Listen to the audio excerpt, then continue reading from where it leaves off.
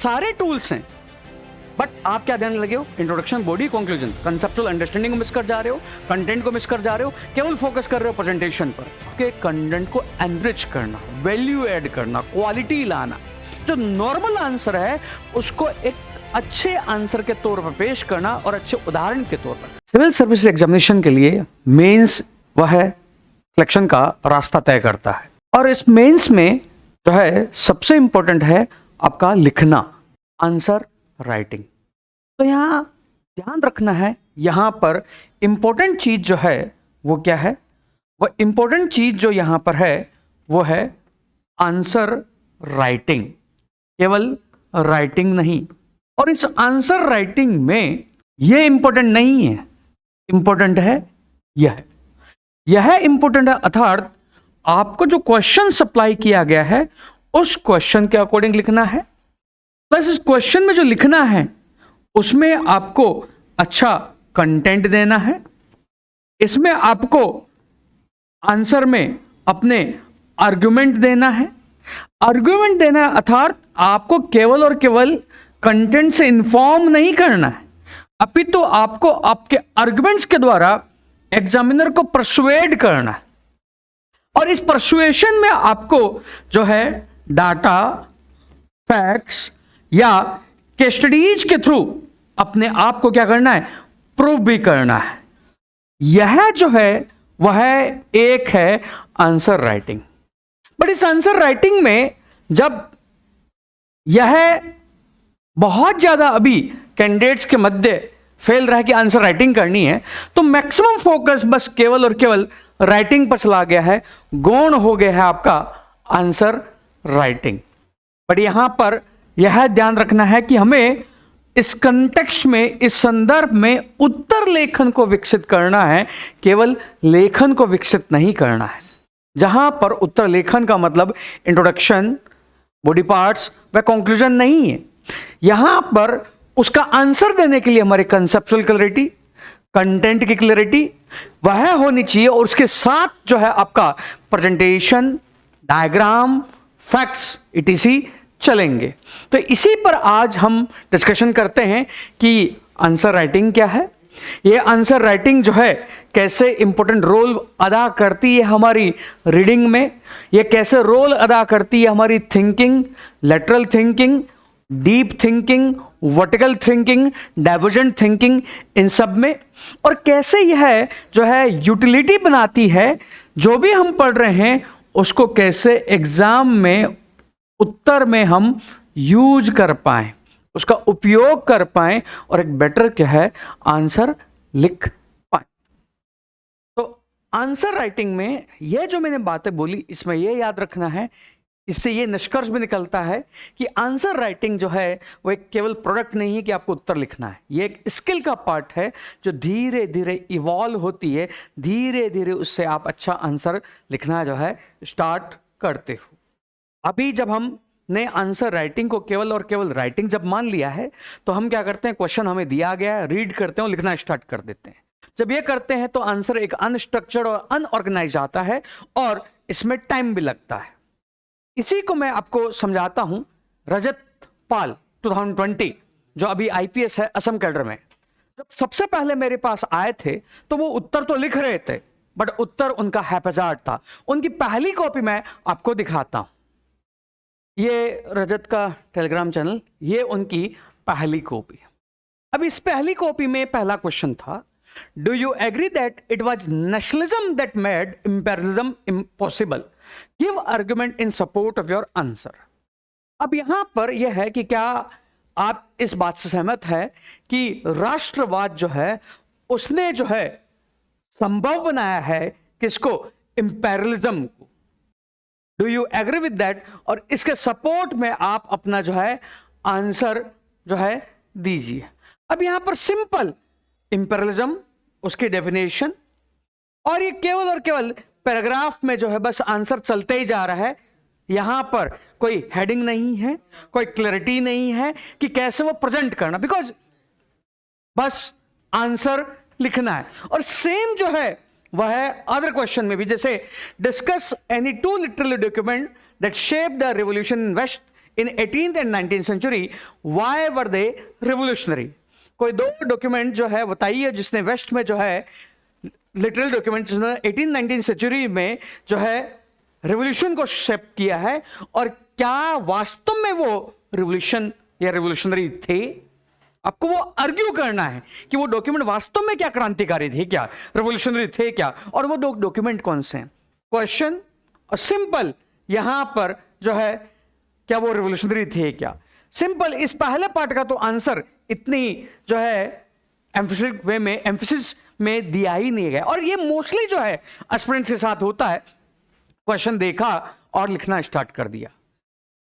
परंतु answer writing जो skill है, वो स्किल आपका, वो जो आपने रीड राइट करना स्टार्ट किया, आपने अनऑर्गेनाइज्ड वे में, हैपेजार्ड वे में लिखना चालू किया, और इसमें फिर आपको टाइमली जो है पेपर या क्वेश्चन कंप्लीट नहीं हो रहा है, उसके वजह ये आंसर राइटिंग आपका फोकस करवाती है कि पहले आप जो है क्वेश्चन को जो पढ़ो, तो आप पहले डिमांड को समझो कि वास्तव में क्वेश्चन पूछ क्या रहा है, और इस डिमांड को समझने के लिए आप अपना थिंकिंग को अप्लाई करो कि मेरे पास जो पर्सपेक्टिव है उससे डिमांड कैसे निकलेगी, और इस थिंकिंग पर्सपेक्टिव से आप अपने जो है आर्गुमेंट, आप जो है अपना तर्क, इन्हीं से आप अपना जो है कंटेंट वो बनाओ, और उसके बाद एक्चुअल में आप क्या करो, लिखना स्टार्ट करो। वो जो है एक्चुअल में आपकी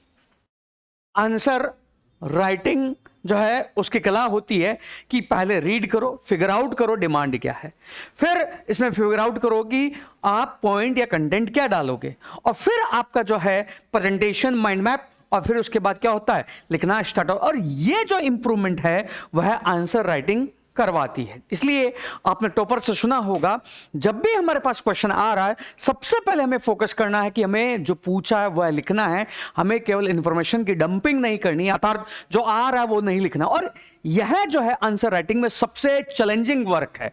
आंसर राइटिंग जो है वह केवल और क्वालिटी एनरिचमेंट नहीं है कि बस कंटेंट डाल दिया, और यह आंसर राइटिंग जैसे सिखाया जो जा रहा है, जैसे द कोर आइज के द्वारा सिखाया जा रहा है, उसमें डिमांड की जो क्लास है वो पहले ली जाती है, वो समझाया जाता है कि कैसे डिमांड को जो है ब्रेक करना है, डिमांड जो आपकी डायरेक्ट है, डिमांड जो इनडायरेक्ट है, और कैसे आप जो और इंट्रिगेट पॉइंट लाकर डिमांड को ओपन कर सकते हो और अपनी एनालिटिकल थिंकिंग को एग्जामिनर को दे सकते हो।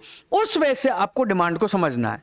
फिर इस पॉइंट जनरेशन में वेरियस अप्रोचेज, जैसे हम क्लास में भी सीखते हैं कि आपके सिलेबस अप्रोच, आपकी एसडीजी अप्रोच, आपका लाइफ साइकिल अप्रोच, आपका जो है इनपुट आउटपुट अप्रोच, आपका जो है फिक्स अप्रोच, इन कैसे कैसे अप्रोच से आप पॉइंट जनरेट कर सकते हो। पॉइंट जनरेशन का मतलब कोई एक टेम्पलेट नहीं कि बस केवल स्टेपल का अप्रोच नहीं, और आपका थिंकिंग, डाइवर्स थिंकिंग क्या हो सकता है। अगर आप जैसे यहां से मेट्रो में भी जा रहे हो, मेट्रो में आप एक तरफ देख रहे हो कि आपका रैंप वॉक है, एक तरफ आपका लिफ्ट है, परंतु दूसरी तरफ लिफ्ट नहीं है, पर विकलांग जो है या दिव्यांग जो है वो दोनों तरफ जा सकते हैं। तो ये कैसे एक इनसेंसिटिविटी को, असंवेदनशीलता को दर्शाता है। तो क्या यह कंटेंट नहीं है? क्योंकि आंसर राइटिंग इस तरह आपको आपकी ऑब्जर्वेशन के थ्रू वो कंटेंट ड्राइव करवाने का भी जो है क्या करती है, कोशिश करती है। वह है एक्चुअल में आंसर राइटिंग, केवल और केवल कंटेंट का मगअप नहीं है, अपितु उसका यूज है। और फिर उससे आप कैसे आंसर लिखते हो, इसी को हम जो टॉपर्स, जो विभिन्न टॉपर्स हैं उनके थ्रू भी देखते हैं। और पहले जो मैंने कहा कि कॉमन मिसकंसेप्शन जो अभी मैंने आपसे डिस्कस किया आंसर राइटिंग को लेकर, जहां पर जब यह है कि हमें लिखना है और इंप्रूव करना है, तो कॉमन मिसकंसेप्शन हम बहुत ज्यादा पीडीएफ कलेक्ट करते हैं, पीडीएफ से कंटेंट कलेक्ट करते हैं, और ज्यादा से ज्यादा क्या लिखते हैं, टेस्ट लिखते रहते हैं, क्वेश्चन लिखते रहते हैं। जब लिख रहे हैं तो हमें प्रॉब्लम तो फाइंड आउट हो रही है, परंतु ये पता नहीं लग रहा है कि सॉल्यूशन क्या होगा। और जैसे संगीता रैंक 2 2018 यूपीपीएस, उसका इंटरव्यू भी है द कोर आइज के प्लेटफॉर्म पर, तो उसने कहा कि जब मैं लिखती थी, पहले हमने बहुत टेस्ट लिखे हैं, बट उसमें मुझे पता ही लगता था कि मुझे सॉल्यूशन क्या लेना है। मुझे आता बहुत कुछ है, बट वो मैं कॉपी में डाल ही नहीं पा रही हूं, बिकॉज वो आप जब लिख रहे हो तो आप एक डेलिब्रेट प्रैक्टिस नहीं कर रहे हो। आप प्रैक्टिस तो कर रहे हो बट डेलिब्रेट प्रैक्टिस नहीं कर रहे हो। जैसे विराट कोहली को अगर हाई पिच पर खेलना है तो नॉर्मल पिच पर खेलकर वो हाई पिच पर बैटिंग नहीं कर सकता।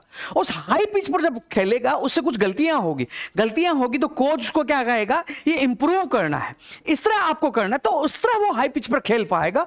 सेम जो है यहां पर केवल जब आप लिख रहे हो तो उससे वो थिंकिंग आती नहीं है, क्योंकि हम जो है उसको एनालाइज करते नहीं है।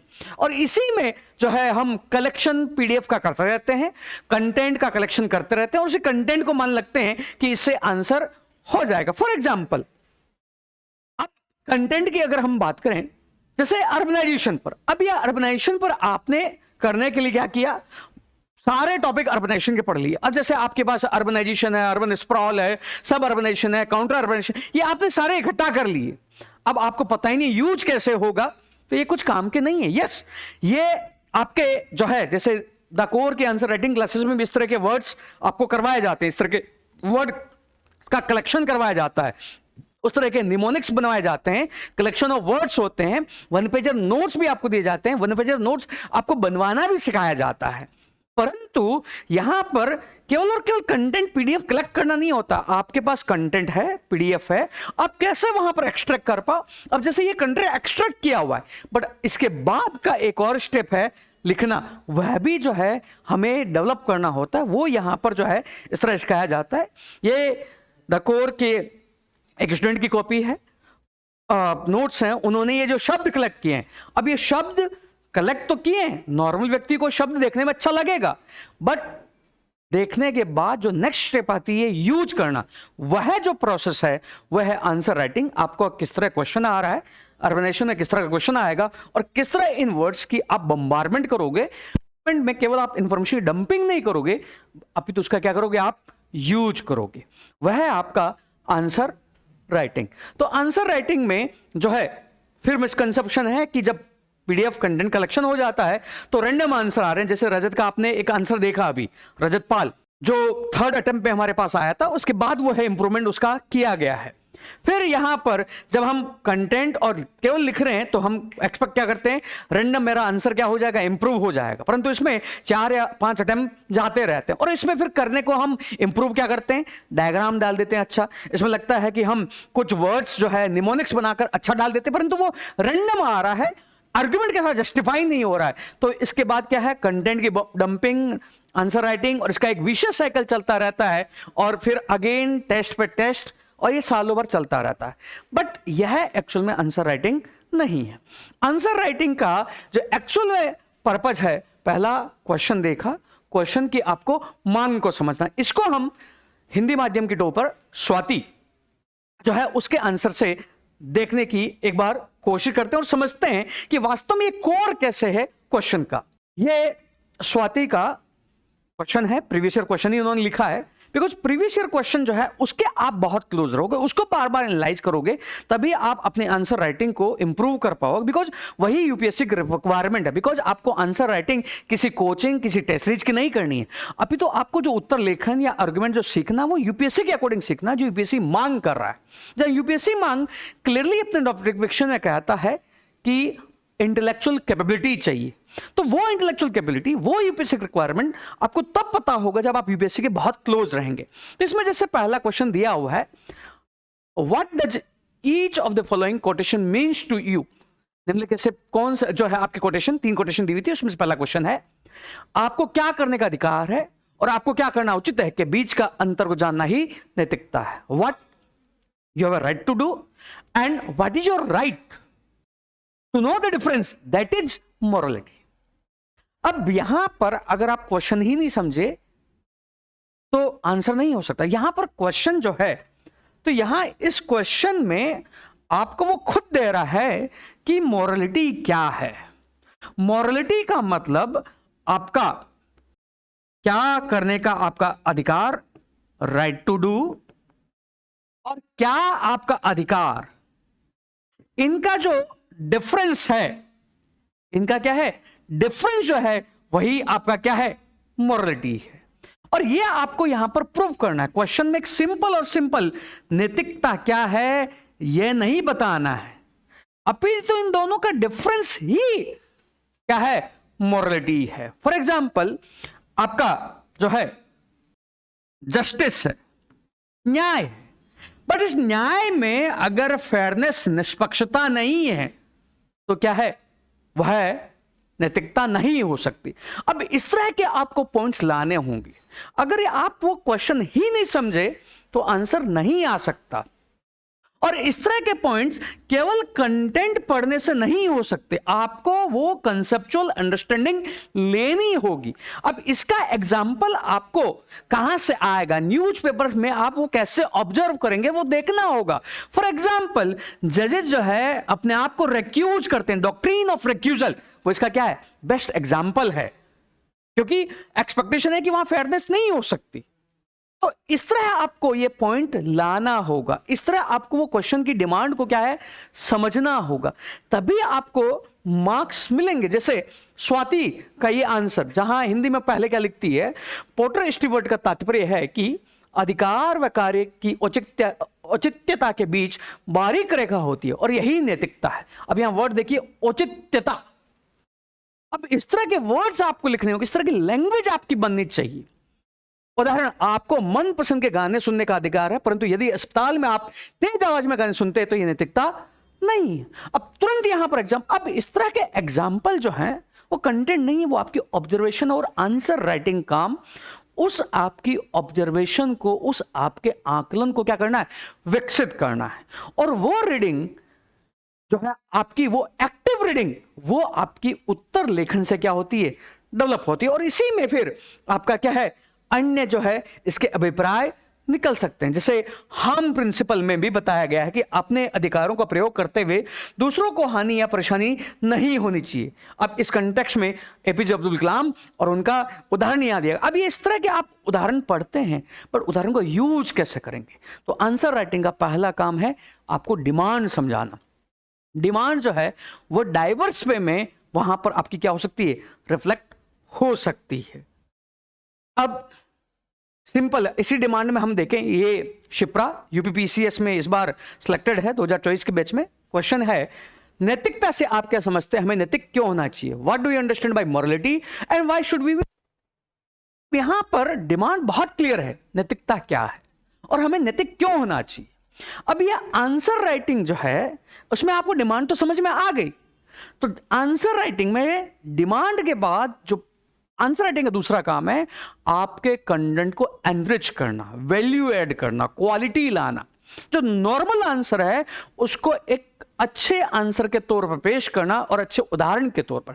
और आंसर राइटिंग में द कोर आईएएस में भी उस तरह वो वैल्यू एनरिच की जाती है, उस तरह के वन पेजर नोट्स दिए जाते हैं, उस तरह के निमोनिक्स दिए जाते हैं।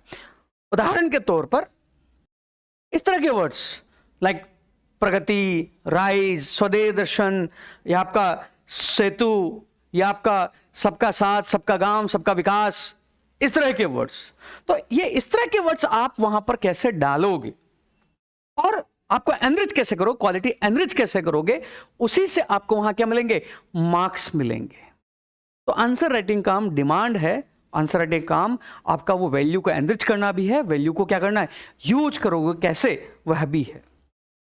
नेक्स्ट आंसर राइटिंग का जो काम है, तो आपका प्लान एंड स्ट्रक्चर, वो है आपका क्या, कंटेंट डेवलप करवाना। उसमें आप वैल्यू ऐड कैसे करोगे, जो स्टैटिक पढ़ा है उसमें वो केस स्टडी आप कैसे डालोगे। इसमें जैसे कंटेंट कैसे डेवलप करवाना, जैसे ये हिंदू का एक पेज है, how India is governing it's water source.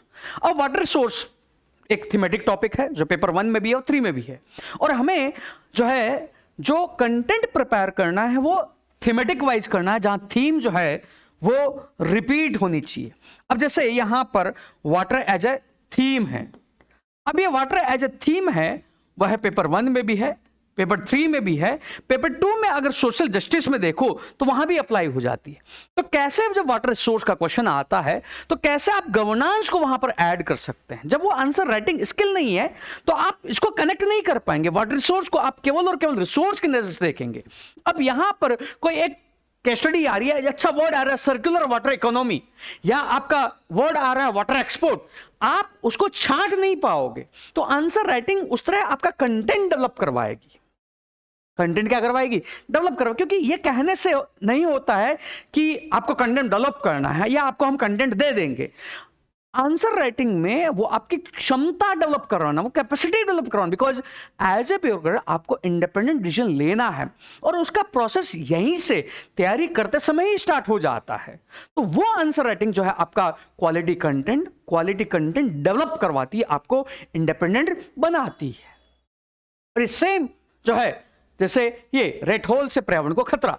अब कोई एनवायरमेंटल क्वेश्चन आया, आपको सिंपल है कि रेड होल मैंने पढ़ा था, मैं ये रेड होल वहां पर एज एन एग्जांपल के तौर पे यूज कर सकता हूं।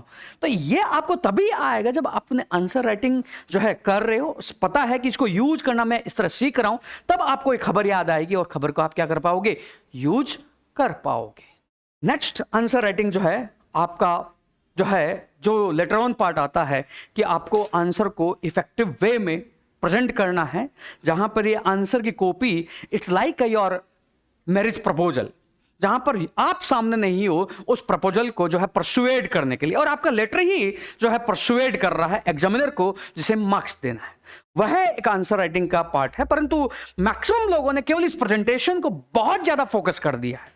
परंतु जब आंसर राइटिंग करते हो, कंसेप्चुअल अंडरस्टैंडिंग है, कंटेंट है, तो ऑटोमेटिक वो थिंकिंग प्रोसेस, वो जो है जब आप उसको सूक्ष्म वे में एनालाइज करते हो तो वो आपका प्रेजेंटेशन जो है उसको इंप्रूव करता है। This is the copy of Komal, जिन्होंने अभी जो डेनिप्स में है। तो यहां पर जैसे इनका एक क्वेश्चन है, what are the major reason for the survival of armed insurgents north east region and what steps can be taken to check it.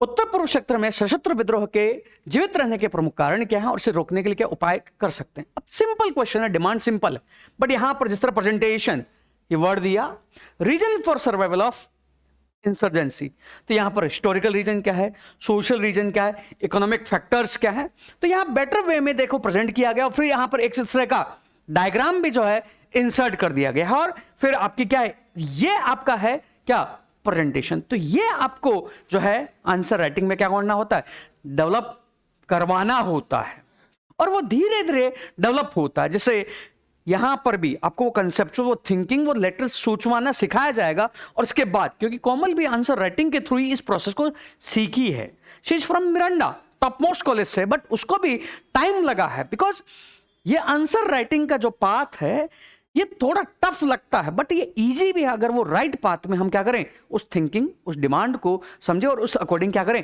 Work करें।